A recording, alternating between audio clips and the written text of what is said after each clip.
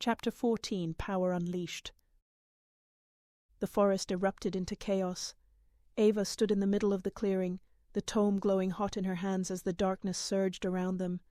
Twisted wolves, their eyes glowing with a sickly yellow light, circled the group. Their snarls were guttural and unnatural, echoing with a faint, malevolent whisper. Xander was the first to react, charging toward the nearest wolf with a roar that seemed to shake the trees. His fists connected with the creature's chest, sending it sprawling to the ground. Luca flanked him, his blade flashing as he slashed through another wolf. Seth stood close to Ava, his dagger spinning with deadly precision as he cut down anything that got too close. But the creatures kept coming, their numbers seemingly endless. Ava's breaths came in short, shallow gasps as the tome pulsed in her hands, the glyphs shifting rapidly across its surface. "Ava!" Xander's voice cut through the noise. "We need that light now." Ava's fingers tightened around the tome. The whispers from its pages grew louder, more insistent, forming words she didn't fully understand but felt compelled to obey. "Release the silver wolf."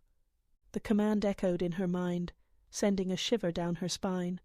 She glanced at Seth, his green eyes meeting hers for a brief moment.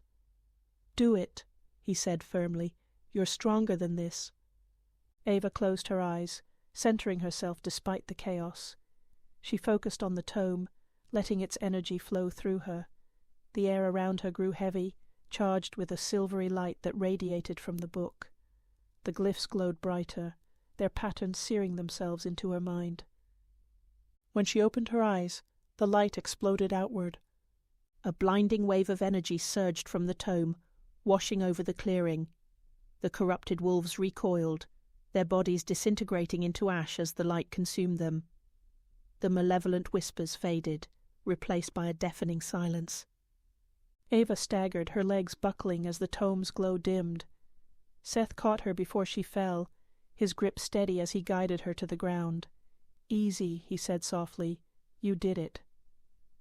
Xander and Luca approached, their expressions a mix of relief and awe.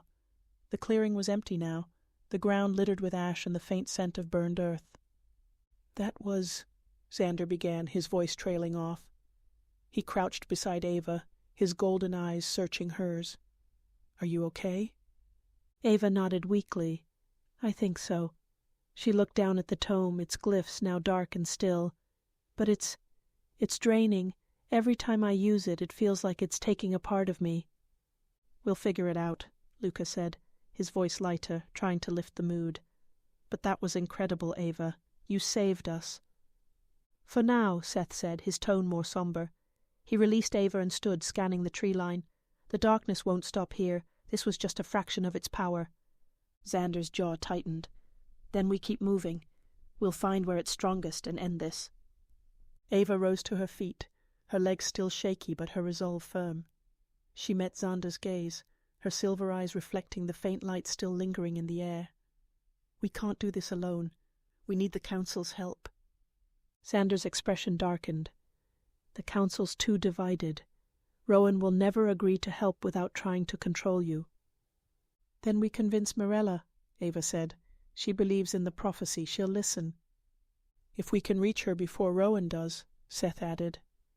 Ava squared her shoulders, the weight of the tome heavy but manageable now. "We don't have a choice. If the darkness is growing stronger, we need every ally we can find." Xander hesitated, then nodded. "All right. We head to the Council. But we stay on guard. If Rowan tries anything—" "We'll be ready," Ava said, her voice steady. She looked at the ashes scattered across the clearing, a reminder of what they were up against. The light had saved them this time, but she knew it wasn't enough. Not yet. As they prepared to move, the faint hum of the tome returned, a reminder that her journey was far from over. The darkness was still out there, and Ava would need every ounce of strength and every ally to face what was to come.